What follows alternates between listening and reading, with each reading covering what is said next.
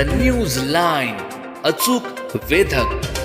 पोपटराव आज या ठिकाणी पोपटराव साळुंखे आणि माझी एक वेगळी बंधुतुल्य नातं आहे आमचं. एक मैत्री, भावाप्रमाणे एक मैत्री.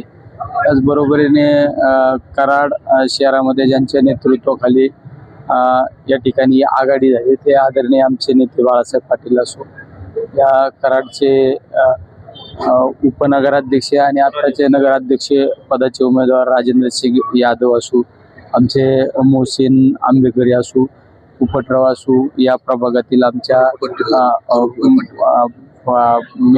मीनाक्षी पटवेकर या उमेदवारांच्या प्रचारासाठी या ठिकाणी आलेलो आहे.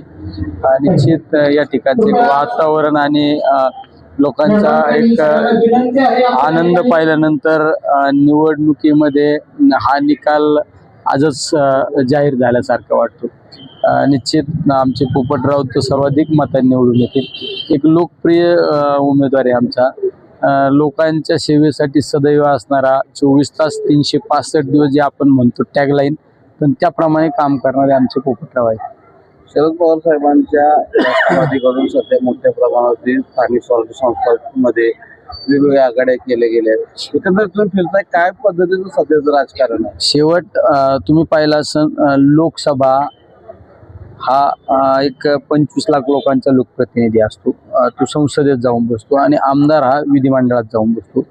पण केंद्र सरकार असो किंवा राज्य सरकारचा जो निधी असतो तो तळागाळापर्यंत पोहोचवण्याचं काम त्या ठिकाणचा नगरसेवक करत असतो.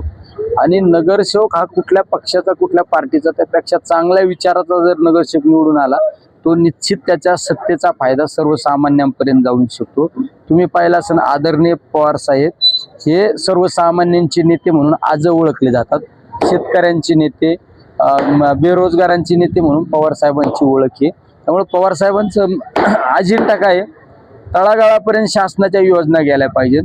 त्यासाठी एखादा आघाडी जरी करण्याची वेळ आली आणि चांगल्या विचाराचे लोक आपल्याला बरोबर घेऊन जर खऱ्या अर्थाने त्या परिसराचा जर विकास होत असेल तर अशा ठिकाणी आघाडी केली तरी चालेल. शेवट आपला महत्त्वाचा अजेंडा काय आहे की सर्वसामान्य लोकांना आधार देणे, त्या ठिकाणचे प्रश्न सोडवणे, हा अजेंडा असल्यामुळे पवार साहेबांनी त्या ठिकाणी बऱ्याच ठिकाणी अशा काही गोष्टी आघाडी केलेल्या आहेत. राज्यात महत्वाचं म्हणजे ज्या आघाड्या होत आहेत, युतीतले घटक पक्ष असतील किंवा महाविकास आघाडी, ते एकमेकांसोबत जात आहेत. मात्र एकंदरीत सर्वत्र ट्रेंड हा भाजपा विरोधात सर्व जण एकत्र येतात पाहायला मिळत. नक्की या राजकारणात कसं पाहता? तुम्ही पाहिला असेल, भाजपचे राजकीय पद्धत जर पाहिली, एक हुकुमशाहीच्या बाजूने ही वाटचाल आपल्याला भाजपची पाहायला मिळत आहे. त्याच्या विरोधात हे सगळे आजच्या परिस्थितीत तरी वेगवेगळ्या ठिकाणी एकवटलेले आपल्याला पाहायला मिळत आहे. काही ठिकाणी दोन्ही शिवसेनेच्या युत्या झालेल्या आहेत, उद्धव साहेबांच्या असो किंवा शिंदे साहेबांच्या असो.